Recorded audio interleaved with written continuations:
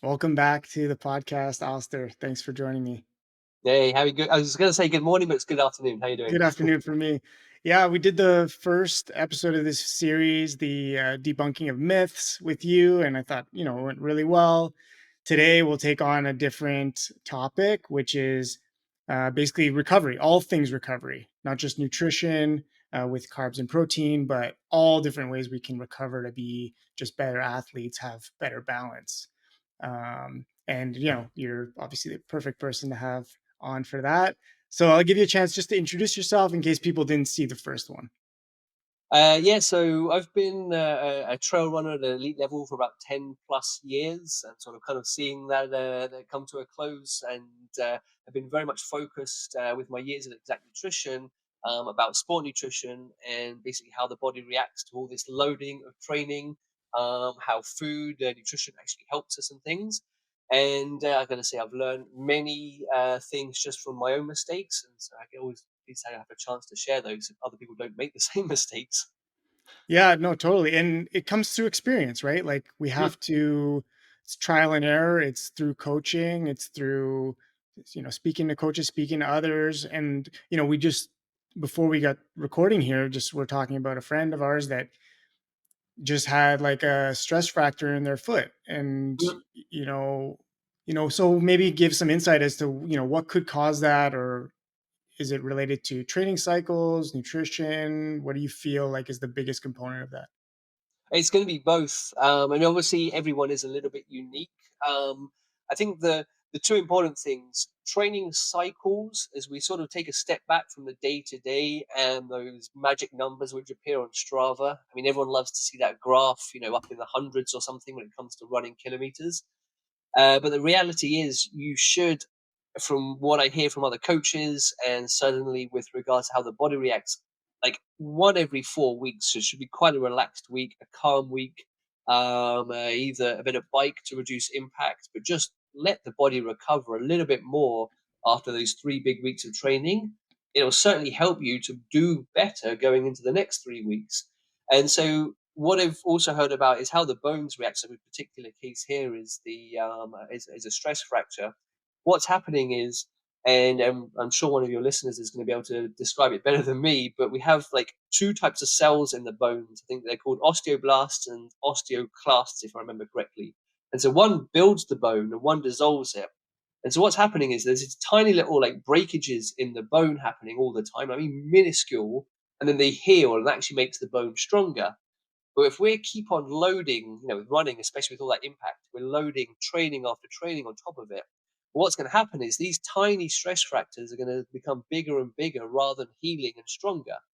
And so that's what happens. You kind of just like overload to the point where the bone says, "We hold on a minute, we've got a break here. We've not got a process happening."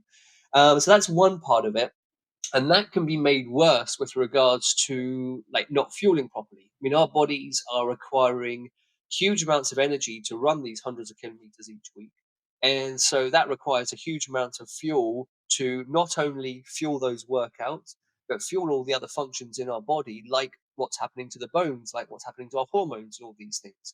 And overtraining, I think we see it so much, especially in the endurance and the ultra endurance space, because people just see, you know, large amounts of training as essential to be able to accomplish these great big ultra marathons, Ironman events, and things. That they think, oh, fatigue is just part of the deal. Where there are two types of fatigue. Yes, there's being tired. Yes, wanting to go to bed and getting a good night's sleep. But if you're feeling chronically fatigued, you're probably overtraining and need to back off and probably fuel a bit better in order to allow your body to improve. Because I think that's what we forget. We have to try and improve our body's performance, not just be able to endure this long, difficult, challenging trainings. And so there's a difference there. Yeah, I mean, so many things came up in my mind as you were talking, but like, what does overtraining mean? Like, how do we identify that we're overtraining? The idea around endurance sports is that this is going to be part of it. That you're going to Mm. train long, train hard, and also like that relaxed week in your cycle. Let's say week 4. What percentage do you bring it down based off of what you're doing more regularly? Yeah, I mean, obviously that was a ton of information right there, and so two good questions. How do we recognize overtraining? And there's been, I mean, some people don't. I mean, that's the thing. They just think in the head, okay, I'm tired. This must be what it's like to train. Let's break it down a little bit. If you're, if you're having real trouble kind of waking up in the mornings and you spend the whole day feeling tired and you really have to like motivate yourself to go for that run, and this is kind of into weeks and weeks, maybe months of training towards something, that is definitely a flag to warn yourself. Hey, you know what? Maybe if I just back off a little bit of my training or give myself just a couple of days to recover, even just 2 or 3 days, is not going to reduce your performance. It's not going to reduce your fitness, but it's certainly going to allow you to recover a little bit, and just see how your body reacts to that. It could be a very positive thing, but for some reason, we're just scared of not working out. We're not training. Um, Another way to look at it, and I loved it, was one of the, I can see the OG Montreal runners was always saying, my interval training, like at the track, and he was a very fast track runner and a very fast marathon runner, was basically his indicator. His focus was around those speed workouts twice a week, and if he couldn't sustain exactly the type of training that he was supposed to be doing there, like he was too tired, couldn't finish them, like not recovering in between intervals properly, he was like, that means I'm pushing too hard around those trainings to not get the best out of the most important ones. And so that's a very important thing to recognize there. These are the most important moments in my week, and I'm not getting the best out of them because in my mind I've got to be doing all these other things as well. That's another way to sort of take a reality check on what your training plan is about. And I think that's where coaches really need to help their athletes and say, hey, this is your focus week. This is your focus training. This is the most important one in your week. I don't care if you don't do this one because of that one. That kind of thing. So there's that kind of level of fatigue that gets recognized, but I do think that's maybe a little bit more of the experienced runner's approach. Whereas I go back to my first comment about just that general feeling of fatigue being something to recognize. And what I've seen, just to sort of add to that, and it's on the women's side, the menstrual cycle is also an indicator. And so there was an awesome research, and it was a couple of years ago. And I'd love to be able to share it with you when I dig it out. Um, if the women's menstrual cycles were getting irregular or something was happening to them, that was because of hormone issues, which was related to either fueling or overtraining as well. And it was becoming a common sign there. So that is something else that kind of like the ladies have got a chance to say, hey, there's a flag given to me here for this, if this is going off while I'm training so heavily. I wish guys had that as well because they would probably be able to maybe recognize their overtraining more easily as well. Yeah, and you hear that more and more too, like Mm. with irregular cycles in the month. And like do you think like women work around that? Is that like maybe a way to look at it? Like when they think that they know that they're gonna have their cycle at a certain point, or do they generally do you know this? I don't know. Like I don't know Well, this. If they train through absolutely. or if they use that as their down week or No, so it goes beyond that. So I feel kind of weird talking about something I have no experience in myself doing it, but yeah. what I've read, and this is kind of a little bit wow. Um, the women in like they've been coaches have taken either some Olympic athletes and said, yeah, I don't care, let's just push through. You got to keep going, and that kind of just actually like doesn't help them. Whereas they could actually, yeah, structure their trainings around. They've typically got sort of a 2 week period, which could be slightly less intense, and then they've got this other 2 week period where they're literally like, you could train like a crazy, like go for it, and that'll actually be a great time for you to train. And so maybe a women's training cycle versus a men's is actually a little bit more based on their cycles, because it will allow them to sort of fit in, sort of, getting the best out of themselves. The only problem is race days don't care where it fits in the cycle, so that's a Yeah. real sort of kick in the bum, unfortunately. But there are some huge things, huge recognition in that respect. And I've forgotten the lady's name, but she wrote a book called Raw. And again, I'll try and dig it out for you. But yeah, no, she does a really good review of how women will be better able to train to their needs as opposed to the general needs of a human, like men and women. Yeah, and it's amazing what they're able to do on race day when they're, you hear that story time and time again too, like that they're leading in, or it's just starting or whatever, and you see these performances where it's not a fun thing to go through, and like we have, as men, we have no idea what the pain is like at all. So, but yeah, I Yeah, just wanted to touch on it because it's a topic, we have ladies listening, females listening, and I think it's important. So, um absolutely. Yeah. and maybe we can touch on, like the ways we can prevent these, injuries from happening, like the optimal ways we can recover. Mhm. We know fueling's super important, but we know sleep is also important, and like what that looks like. Is it like a certain hours per night? I know 8 hours is like the number of hours that you keep hearing for sure, Mm. but is it important to try and get as many 8 hours as you can, or is it better if you sleep six to have like the most sixes in your week? I think everyone is individual. I mean, I look at myself and I could be in bed. I always want to be in bed by 10 and my alarm goes off at 5:30, but I'm never in bed properly until 10:30 and I'm awake at 5. And so, what is that? Like 6.5 hours. But that's sort of just naturally I wake up and I'm awake. Ideally, yeah, I would sleep a little bit longer. I do think, let's say, between 7 and 8 hours. If you're doing, let's say, 5 or 6 hours or something, and you're really kind of like, no, that's all I need, you could probably benefit from more, or at least once or twice a week, enjoy yourself a lie-in and catch up on some sleep. It is true that you do want to catch up on sleep a bit, like you catch up on the calories. But Mhm, again, everybody is individual, but it's definitely a good thing. Sleep is a very helpful thing with regards to recovery, and it's just one part of a process. Um, I think when again, you got a half Ironman coming up on the weekends, and I've done a lot of ultra races and things. When we look at during those effort, to some extent, recovery is within the event itself, as in we have to fuel within the event. If you're running a 5K, you don't need to do anything during that 5K. You just run it, finish it, go and get yourself something to eat and drink. Same with a 10K. And then as you get these longer events, you want to be doing stuff during. And so definitely carbs during are part of that process, which is fueling, which is kind of a sort of recovery during. Then we talk about just afterwards. What's the ideal thing to do? And that's where that sort of magic 4-to-1 or 3-to-1 ratio of carbs to protein has come about. So what people were doing were they were fueling with carbohydrates afterwards, like treating themselves to something to eat afterwards. And then they got into a bit of research and found actually if they contributed a portion of protein to that, it would accelerate the rate of that glycogen recovery. Glycogen being all the energy, it's just inside the muscles, perfect for mid to high intensity workout.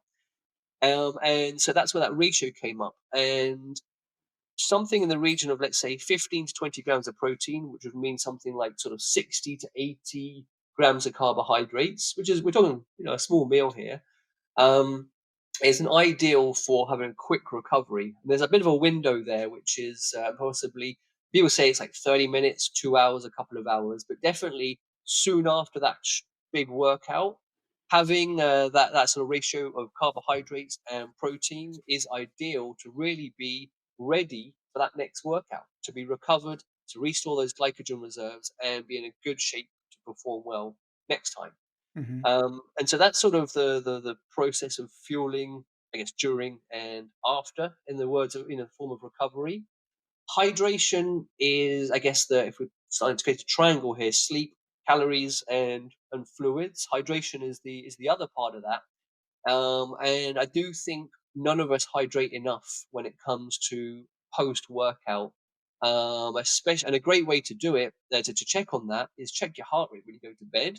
Your heart rate's up, there's a good chance you're a little bit dehydrated. mm, And I always, and I try to do it, and I know I don't do it enough, but I'll go and chug water, drop some electrolytes in it, chug water, grab some food and stuff. But I always make a special effort to go and refill that bottle, chuck another tablet of electrolytes in there, and spend the afternoon finishing it off. Even if I don't feel I need to like drink to my thirst, it just helps me rehydrate and puts me into a better position. We're just mhm. doing what we can to be able to be ready or at our best for our next training. Right, and is it better to have electrolytes in the water, or is, like, water enough? Great question, and it's really down to that flow of fluids through our body. And I think this is one thing that so many people get confused about because that talk of electrolytes and cramps and things gets a little bit too entangled in the conversation. Mhm, So let's just think of everything we're drinking, like water during or after, is to help with that cooling process of our body, i.e., sweating, the evaporation of fluids on the surface. So if I go and run or for 1 hour on a very cold day and it's just a jog, I go and chat with my friends, the chances are I didn't go through that much fluid. And so a glass of water is enough because inside my body, I've got electrolytes and a kind of a balance of water and minerals, which is quite stable, assuming so beforehand. And so a very small loss of fluids with a very small replacement doesn't change that balance too much. Now let's say it's a 3-hour run in the middle of July in Quebec where it's so hot and sweaty and humid and sweat is pouring off of you. mhm, Now think about that ratio you're starting with, and if you're just drinking water, you're gonna hugely create a difference in that balance. So that's where electrolytes become hugely important. We want to be able to match the fluid loss, that water loss, and we see it on our skin with the salt there. We wanna match intake with outtake, is that the right word? I can't, what we're losing, yeah, and so maintaining a balance. So for me, yeah, definitely when you see just sort of like it's a big flow of water through the body, a hot day, a lot of sweating, the need to hydrate, definitely electrolytes become important. When it was a short run or a very non-sweaty workout, a glass of water without electrolytes will be fine because it's not a huge like change in that balance. Did mm, that make sense? Is that yeah, kind of yeah. Yeah, because you can do, like, sweat tests too, right? Like, mm, for those hot days and, the cold ones when it's raining, you don't really feel the need to drink that much, but yeah, because you don't physically see it, so I guess sweat, if you think about it as water, is leaving your body, then you need to replenish more than if you do on like a cooler day, I guess. And that totally yeah, makes sense. If you've raced or have any kind of experience with like colder weather racing or heat racing as well. That's always something that I'm worried about too. Like, do I drink water? Do I have put an electrolyte in my drink, or is it enough? yeah. Is that enough for that? So, and so how much water? How much electrolytes do you need?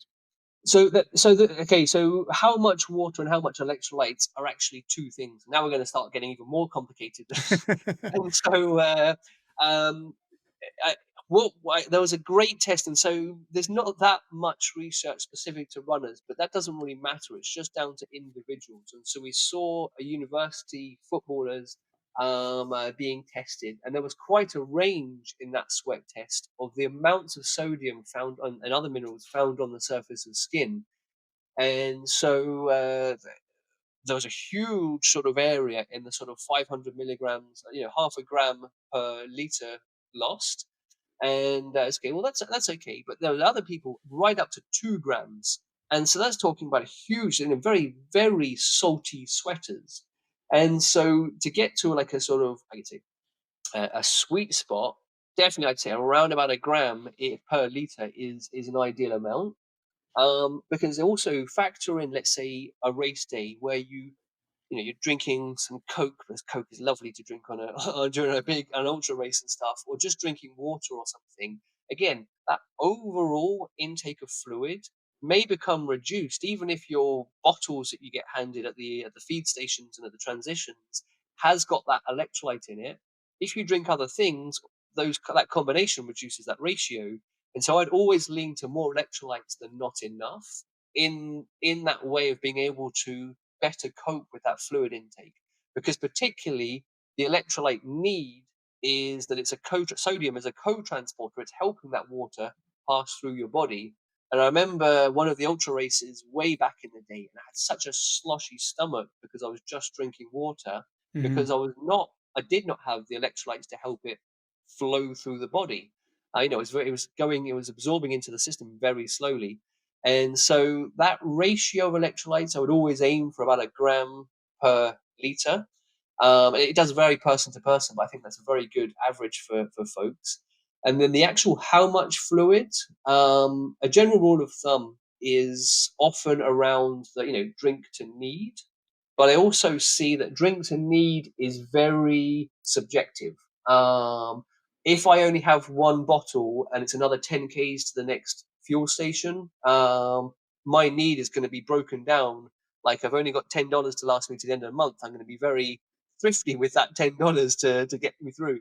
So that need changes. Also, our sense of thirst as we get older, it goes down as well. Mm, You can be very detailed and literally weigh yourself before and after a big workout and start to get a sense of those fluid losses. There's a bit of glycogen loss in there as well to factor in, but fluid loss you can start to calculate and aim to always be within about 5% of your body's average weight. mhm. Some people argue that you can perform or you can run with more loss in your body weight because of fluid loss. However, let's focus on being the best we can rather than running with the toughest situations, like being completely dehydrated. Yeah. That does vary. Um, And is there such thing as like overhydrating, overfueling for like, because some people might say like, well, if I drink like the most and if I eat the most, then I'll recover the best. Well, I mean, I love that. I mean, if people could do it, great, especially on the fueling side of things. People are over fueling and they're not having stomach issues are probably performing as well as they could, unless they're literally walking, eating slices of pizza, and they're sacrificing their performance. So we're aiming to be the best we can in whatever we're doing. Yes, you can overhydrate. They talk about that a lot, and so hyponatremia is when you drink too much water without electrolytes. It actually causes that swelling effect in cells. That's not good. It stops the flow of the water. The other thing is you can see when you're hydrating too much as well. Go and look at, let's say you've got your watch and you start to see the swelling, the print of your watch strap around your arm or where your socks are, and you're kind of like bulging. Boy, checked. You're bulging around where the elastic of your socks is. That means great. You're consuming lots of fluid with electrolytes because you're getting water retention thanks to the electrolytes. However, you don't need that much. Your body is literally starting to balloon. So yes, there is too much, and you can recognize it. Hmm.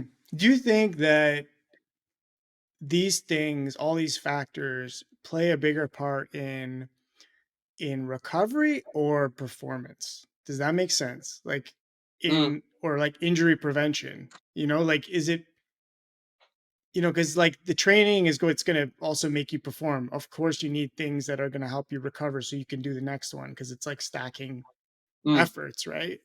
yeah. But yeah, do you think it's more on one side or the other?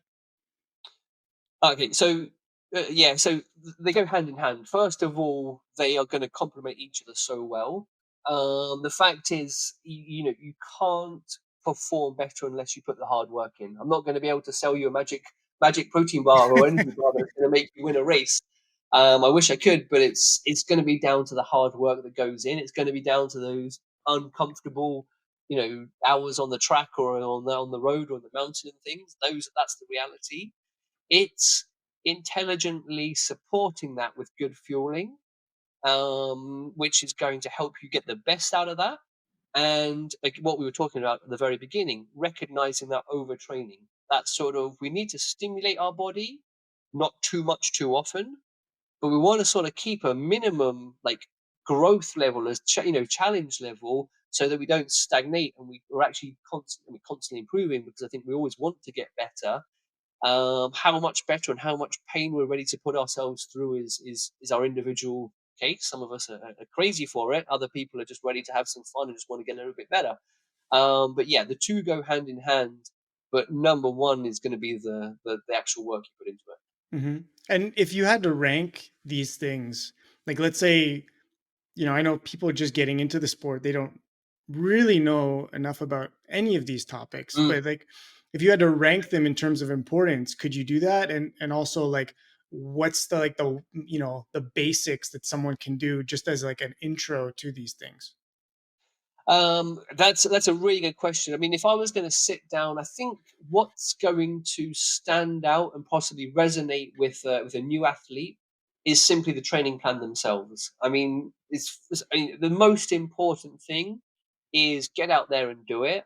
And my hat goes off to the person that puts their effort into that training plan, whether they were the last person over the finish line or the first person. The difference is they've had more time to train to do it. First person. That's the the difference. And so everyone just gets out there and does something. And I think having those highlights in your week, let's say it's an interval training or a long workout or some sort of special fartlek with variations, whatever it is, putting those focuses in there. And then after that, I do put a lot of emphasis, and I maybe not ranking it as I would like to spend more time to focus on that, but I do put a lot of emphasis on the ability on going to the gym and doing strength training. So strength training is what's going to help you avoid injury in a big way. That's not just the power muscles, but the stabilizers and all the muscles around. I think that's a huge game changer for people that get injured a lot. We're talking about our friend at the beginning there who's got a broken metatarsal. Yeah, it's periodization. So in that 3 to 4 weeks of those training, having a bit of time to rest and recover. Great to just sort of do other stuff and spend all your time training. See friends, have a beer. Kind of do other things. That's a good way to create balance in your life. But again, all of these things, I think, if they're just sort of plug in, attach a bit of fueling, a bit of thought, a bit of fueling. Once you know it, you kind of get a feel for it. It becomes part of the process. But a bit of fueling and hydration with each of these things being done is going to be sort of a great part. So you build up to it. Don't expect to know all of these things straight away. Just enjoy the process. I think that's possibly the most important thing. Is enjoy getting into it, enjoy the fun parts of it, and just keep your ears open, keep learning. Sure, yeah. No, that's great tip. It's like just touch on all these things, like you touch on tempos and speed work Mm, and easy running, just like it's just like getting to know yourself a little bit through the sport, and then but also with the other things also like what you like and how you like to hydrate and different products and stuff like that too. So yep. and the strength work, do you normally suggest doing the strength work on like an off day or on a workout day before or after a hard workout or run? Again, it comes down to the individuals. I'm sure there are optimal moments, which are probably on the days off. Don't go and do your heaviest squats the morning of the afternoon. You're going to go hit the track and do high speed workouts. You're probably going to have some heavy legs trying to do that speed work. So there's definitely factors of getting intense things too close to each other. I think I was in a period, and again, this is periodization more on a monthly scale, and so I was really enjoying my Decembers off typically, just definitely taking it easy, having some fun with life. But, January 1st, I was back in the gym and sometimes even before then. And I did a lot of strength work, big strength work in January, February, and March. And then as those longer, sort of more weather got better and we're spending more time outside on the roads and doing and trails and spending time like time outside, I would start moving away from that a little bit and just sort of maintaining my strength work. So I did a lot of strength stuff in the off season, and there was more maintenance. So maybe just once or twice a week going to the gym, repeating those things, sustaining the power that I had developed, not trying to increase it. If you're a bit less sort of, let's say, seasonal, and you just, you want to build a routine in your life, I'd say, yeah, on the off day is a great time to go to the gym. Or if you just want to profit from your off day, then the day before, and then you've just got that whole day off to enjoy doing other things. Mhm. And like I like what you said about the off season because some people think, oh, I got to power through. Like they just had a great year and they don't want to take a break because they think they're going to lose something. And so how important do you think those breaks are? Let's say on a month, if we look at a month or even a season, like taking that Mm. 1 week off every 4 weeks, and maybe like a month off at the end of the year. Maybe December is a good time with the holidays and everything. And how important do you think that is? And is it enough to prevent injury? Well, again, so yeah, lots of things come to mind when you say that, and so I think again, it depends on your focus. Let's assume you're someone who's really getting into the sport, seeing yourself wanting to progress and spending time there. then definitely looking at that seasonal approach and taking time off is really important. Thinking, okay, I'm just going to get to this like weekly, intense 100K, 150K a week, like average, and just keep on doing it through, every week because that's who I am, is going to probably either just ultimately result in total plateau of performance, like improvement, or just repeated injuries because you're constantly at the edge of your physical ability. And then a bit of your brain will say, "Oh, I've been off because I've been injured. I need to get back all the stuff that I've been missing out." And so you're probably rushing into the next injury. And so Hmm. taking a bit more of a step back and always is you are better in the long term to be not injured and progressing slower than progressing fast and constantly injured because that's just a hectic kind of approach. It's going to be totally chaotic doing that. But if you're, let's say, just in the sport and you're going, hey, I love running. I want to go and run with my friends, maybe do a marathon or maybe just, join a half marathon in the spring or something and just enjoy being out there. I think the periodization takes a little bit less importance because it's more a part of building a routine and a lifestyle.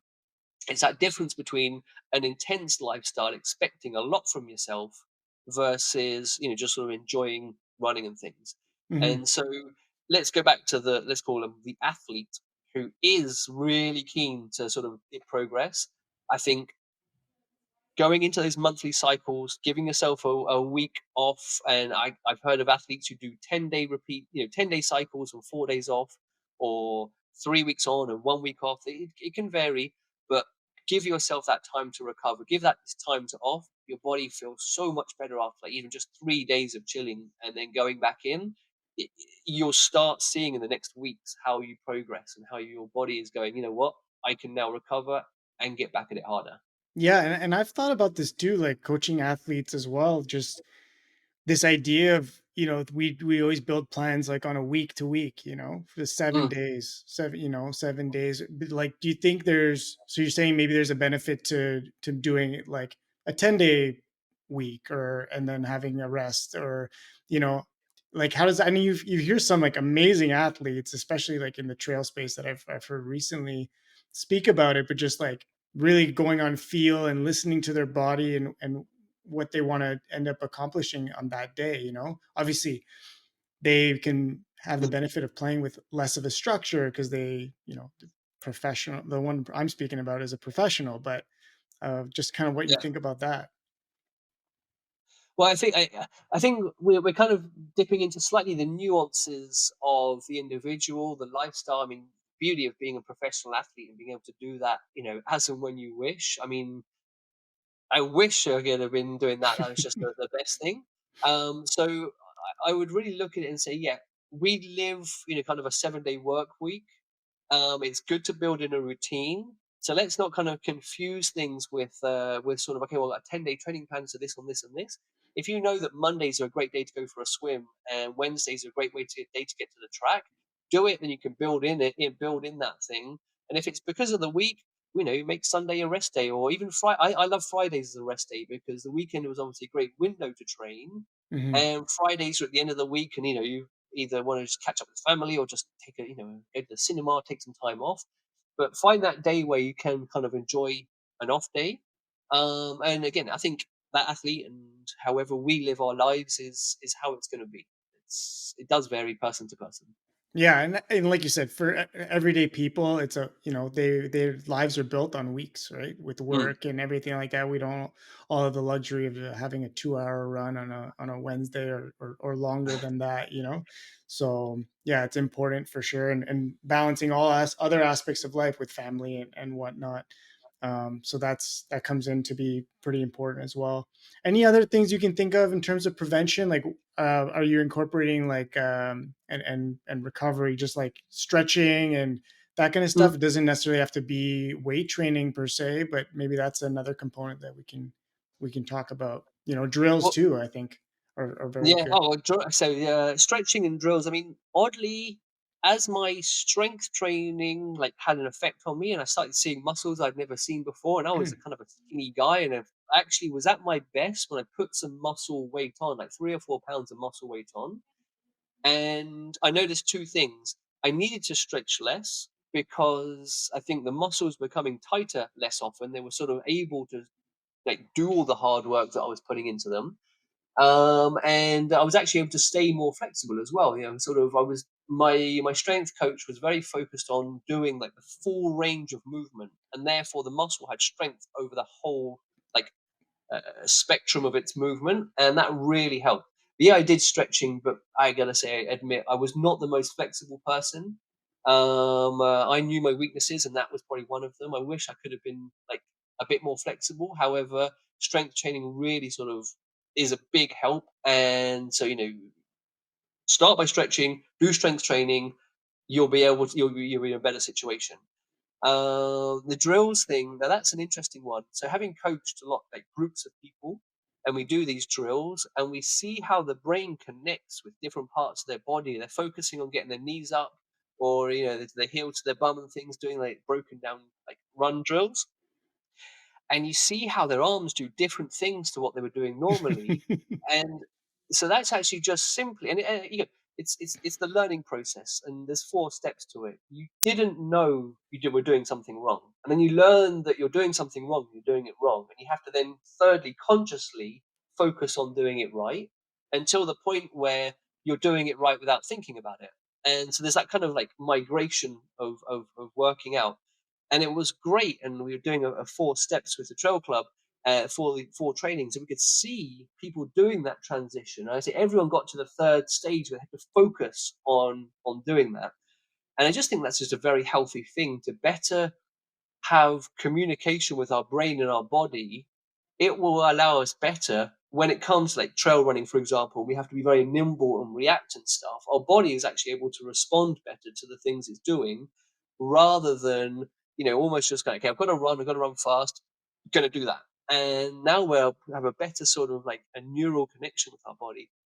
It's something I'm seeing, and maybe I've woken up to more, and I think it's going to benefit people hugely. And it takes just a couple of minutes, before your workout. It's a great chance to warm up and things.